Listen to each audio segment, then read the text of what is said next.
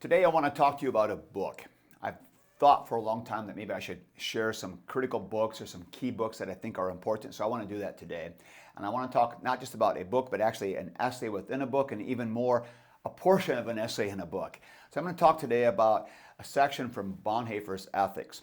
He wrote Ethics when he was imprisoned at Tegel prison in the middle 40s, right before he got moved to the other camps, the concentration camps. And he never had the chance to put his whole book together into a finished final product, but we have these collection of essays which he intended to be included in his Ethics. And the critical essay, in my opinion, is one entitled Christ, Reality, Good. And it's such a great essay.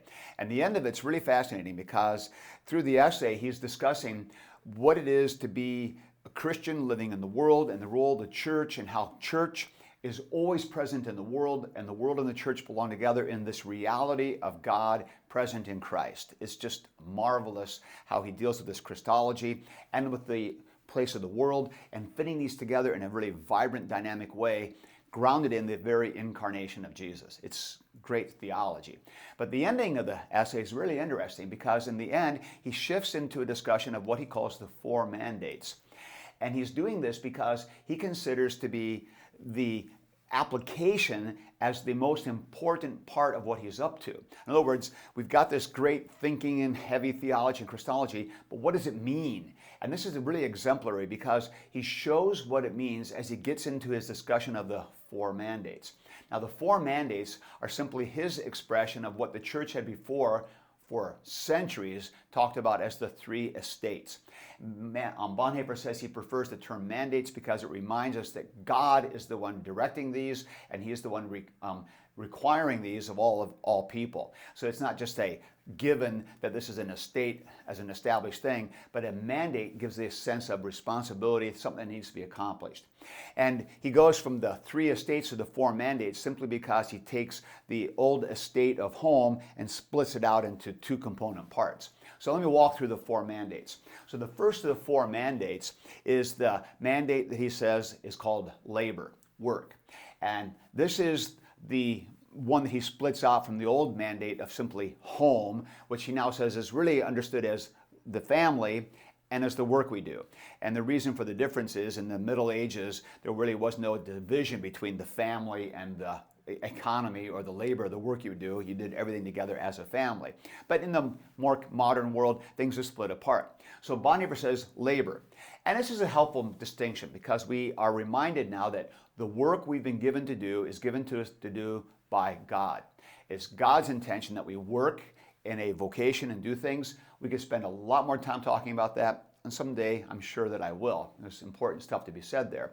But the whole point of labor is to bring into existence the kind of culture, the kind of development of nature that God expected of Adam when he put him in the garden. He wanted him to cultivate the garden, not just to leave it status quo, but to cultivate it. So culture is man interacting with what God has given us in nature and bringing it to new heights of music and art and architecture and even structure of life together. It's a good thing. Labor constitutes all of that work. Marriage is the second of the mandates that Dietrich Bonhoeffer discusses. And marriage, he says, is focused primarily on the idea of the next generation, the procreation and the education of children. That's the intention, the guiding thing of marriage. And that reinforces marriage's three purposes of companionship and procreation and then a hedge against sin. And so we have here this affirmation that marriage is where we are shaping and forming the next generation to be living faithfully according to God's purposes. Third of the mandates is the government, or traditionally the state. And Bonhoeffer says some really interesting things about government because he points out that government in itself is not creative. It doesn't produce things. It doesn't make things. It's not responsible for getting things done in the creative sense. That's what labor does.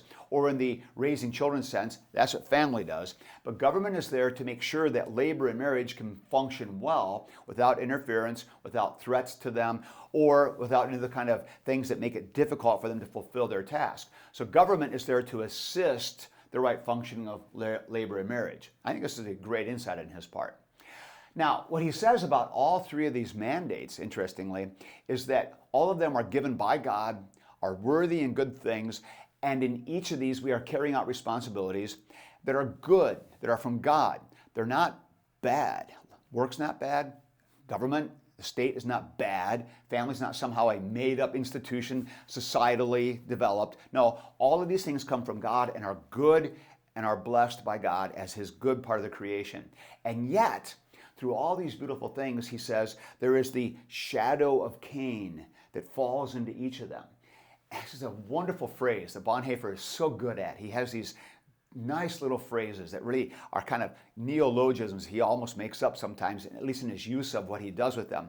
And here he talks about the shadow of Cain. And what he means by that is human sin percolates through and overshadows the goodness that is there. Sin ruins and taints what was meant to be good, which is why labor sometimes doesn't feel right. Families are full of strife and governments fail and don't do their job because the shadow of Cain falls there and things aren't working the way they should. Now, the last mandate that Bonhoeffer discusses is the mandate of the church. And this one he treats quite differently. It's like he goes back now when he talks about the church and starts thinking about how the proclamation of Christ, which is the task of the church, is to make real in the world the proclamation of Christ, to enable the reality of Jesus Christ to become present and real in the world through its preaching. That's how he defines the work of the church. And then he starts kind of going off again into how the church's job is to remind all three of the mandates of their God-givenness and of their responsibility. The responsibility also of the church is to kind of hold all three mandates together, not in a conflict, but in a way of symmetry, how they all work together in a beautiful kind of wholeness and a harmony together, as together they're accomplishing God's purpose. What he doesn't say, I don't think enough in his section on the church, is the responsibility that we have in the church, regardless of our position, whether we're clergy or layperson or whatever our role is in the church, we all have a responsibility toward the church as church, simply to go and to participate and to be active in the liturgy and active in singing and active in the life of the church. That's part of what it means to fulfill my mandate in the church, because the church has a task to do and I have a part in that. Now, I would also argue, and Bonhoeffer doesn't say this, that I would say that the shadow of Cain even falls in the church. Not that somehow Jesus is corrupted or that Christ himself or his people are somehow inherently corrupted. That's not the point here, but the point is that the church, like all the other mandates, is made up of and is being directed by and operated by people, fallen people. And so the fallenness of Cain comes even into the world of the church. And that doesn't negate the gospel or the truth of the gospel or the doctrine that we have, but it does remind us that these are human beings doing this work. And the reality is, we all know that the shadow of Cain falls also in the church. And the more time you spend in the church, the more you know how true this is. It's just part of the reality. And so I think it's good to remind ourselves that the shadow of Cain overshadows all four of the mandates and makes them always a little more difficult. Not quite what they should be, even as we see God at work in them, accomplishing his purposes. Now, the other thing that's important to stress about these four mandates is that you do not pick and choose which ones you want to do. I think I'll do the labor and I'm going to pass on the state. No, every one of us as a creature is involved in all four mandates because they encompass all of human life. That's the point of the three estates. That's the point of the four mandates. It's meant to be all-encompassing, comprehensive. This is what it means to be human. You do work. You live in marriage relationships. Whether you're married or not, you come from a relationship of man and woman, and so you are integrated into that world, and you are concerned about it and have responsibilities toward it, whether as a child or as a husband or a wife or a spouse or as a parent. We all have responsibilities in marriage, and we all have responsibilities in the state. Maybe just as a citizen, voting or paying your taxes or being faithful and knowing what's going on and participating and sharing ideas with other people. And we have responsibilities in the church. Every single human being has responsibilities in all four mandates, whether they know it or not. And even the pagan who's doing his work is doing God's work, whether he knows it or not.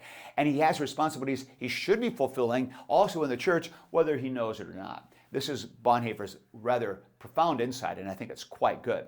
So there you have it. One small section of one really important essay that I encourage you to take a look at in Bonhoeffer's collection of essays called Ethics. Some tremendously insightful essays included in the other parts of that book. It's a top 5, one of my list of really important books, or probably top 10 for sure, maybe top 5. I've got quite a few up there.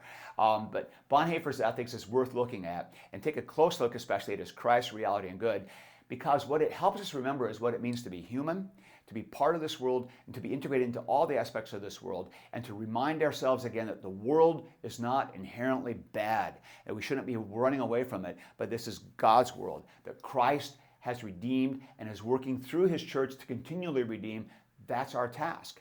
As Bonhoeffer puts it, our task is to witness the reality of Christ to the world. And we do it in the labor we work, in the marriages in which we function, how we relate with the government, and how we fulfill our task in the church. Go and do that. Live and fulfill your mandates.